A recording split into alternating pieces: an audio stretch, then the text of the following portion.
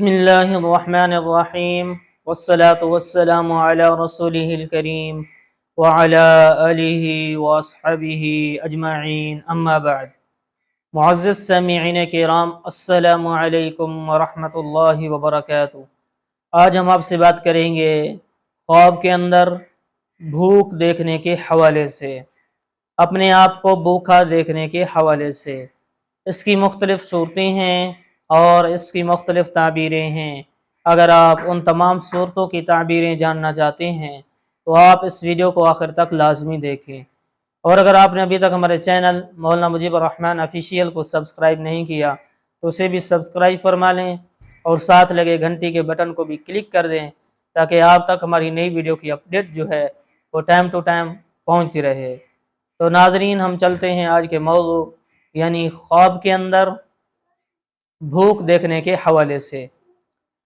حضرت علامہ ابن سیرین رحمۃ اللہ علیہ نے فرمایا ہے کہ خواب میں بھوک میں پیٹ بھرنے سے بہتر ہے۔ خواب میں بھوک دیکھنا پیٹ بھرنے سے بہتر ہے، اور پانی دیکھنا سحری پیاس سے بہتر ہے۔ اور اگر دیکھے خواب میں کہ بھوکا ہے اور کوئی چیز بھی کھانے کے لیے نہیں ہے تو دلیل ہے کہ اس کو حرص اور لالچ دنیا کے مال سے کم ہوگا۔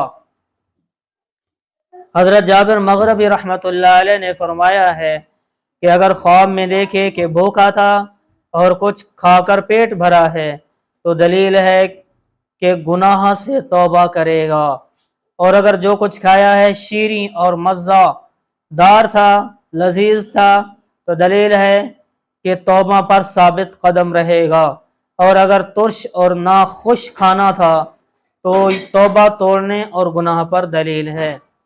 حضرت جعفر صادق رحمۃ اللہ علیہ نے فرمایا ہے کہ خواب میں بھوک کا دیکھنا 4 وجہ پر ہے۔